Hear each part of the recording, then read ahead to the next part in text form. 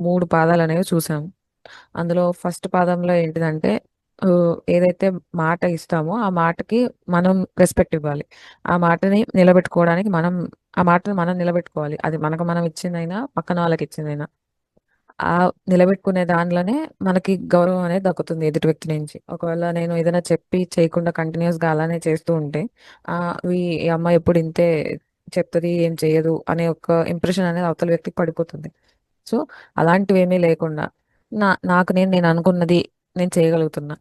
ఇంతకుముందు ఏంటిది అంటే బిఫోర్ దిస్ క్లాస్ ప్రోక్రాస్టినేషన్ అనేది బాగా ఉండేది. ఇప్పుడేంటి నాకు నేను ఇచ్చిన మాట అనేది నాకు మధ్యలోనే ఉంటుంది. అది ఎవరికీ తెలియని కూడా తెలీదు. ఒకవేళ నేను చేయకపోతే నష్టం నాకే. ఇంకెవరికీ ఉండదు. అలా అనుకుని నేను చాలా సార్లు నాకు నేను ఇచ్చిన మాట తప్పడం అనేది జరిగింది. బట్ ఆఫ్టర్ దిస్ అది నాకు నేను ఇచ్చిందైనా, పక్క వాళ్ళకి ఇచ్చిందైనా ప్రభావమే పడిపోతుంది అది అనేది గ్రహించాను. మాట తప్పితే వచ్చే ప్రభావాలు ఏంటి అనేది తెలుసుకున్నాను. అండ్ దెన్ ఎప్పుడు కూడా నేను ఇచ్చిన మాటని నిలబెట్టుకోవడానికి నేను ఎంతవరకైనా కృషి చేయొచ్చు. ఒకవేళ నేను తప్పుతున్నానని తెలిసిన వెంటనే నేను చెప్పేయాలి. చెప్పేసి నా గౌరవం అనేది నేను నిలబెట్టుకోవాలి. అంటే ఆ సిచ్యువేషన్ నుంచి ఎస్కేప్ అవ్వకుండా ఆ సిచ్యువేషన్ లో ఉండి ఆ బాధ్యత తీసుకొని అలా ఎందుకు జరిగింది, అలా నెక్స్ట్ టైం అలా జరగకుండా జాగ్రత్తలు తీసుకొని ఆ అవతల వ్యక్తిని నొప్పించకుండా బిహేవ్ చేయడం అనేది తెలుసుకున్నాను మొదటి పాదం నుంచి. అలాగే ఇప్పుడు రెండో పాదంలో ఏంటిది అని అంటే ఈ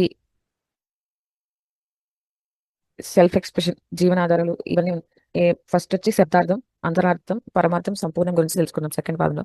అంటే ఇప్పటివరకు ఎప్పుడు కూడా అవతల వ్యక్తి మాట్లాడే యొక్క శబ్దార్థాన్ని బట్టే వాళ్ళతో రియాక్ట్ అవ్వడం అనేది జరిగింది. కానీ ఆఫ్టర్ దిస్ ఏదైతే తెలుసుకున్న తర్వాత ఓకే, వీళ్ళు బయటకి ఇలా చెప్పినా లోపల ఈ అంతరార్థం ఉందేమో, లోపల ఈ పరమార్థం ఉందేమో అని ఆలోచించి మాట్లాడుతున్నాం.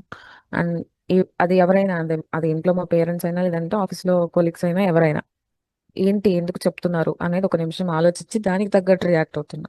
ఇంతకు ముందు ఏంటంటే ఏదైతే శబ్దార్థం నాకు వినపడిందో దానికి తగ్గట్టుగా రియాక్ట్ అయిపోవడం అనేది జరిగేది. ఇప్పుడు ఒక నిమిషం ఆలోచించి వాళ్ళకి సమాధానం అనేది ఇస్తున్నా.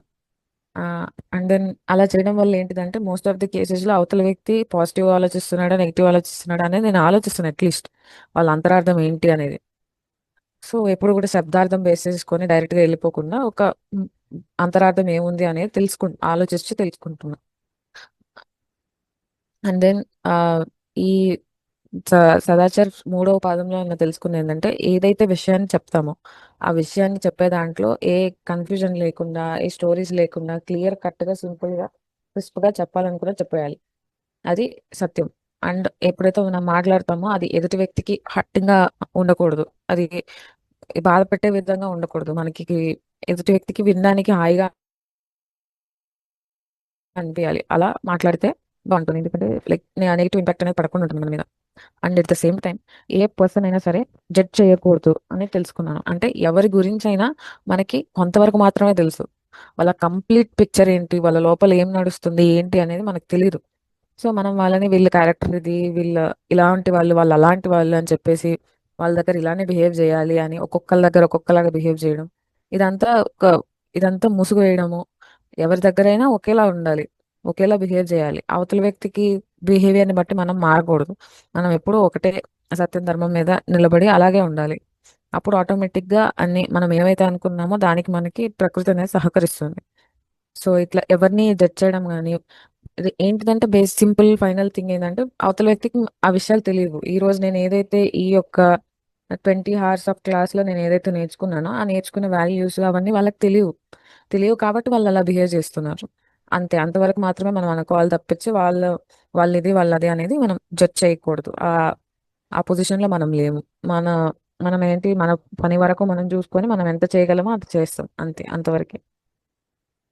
అండ్ దెన్ ధర్మాత్మ యొక్క మూలాలు అనే దాంట్లో అంటే ఈ ఇవన్నీ జ్ఞానం, ప్రేమ, న్యాయం, అంకిత భావం, ధైర్యం ఇవన్నీ ఉంటేనే మనం ఆ సత్యం, అది సప్త బ్రహ్మ వేద మూలాలు, ఆ కన్ఫ్యూజన్ అవేమీ లేకుండా మాట్లాడగలం అనేది తెలుసుకున్నాను.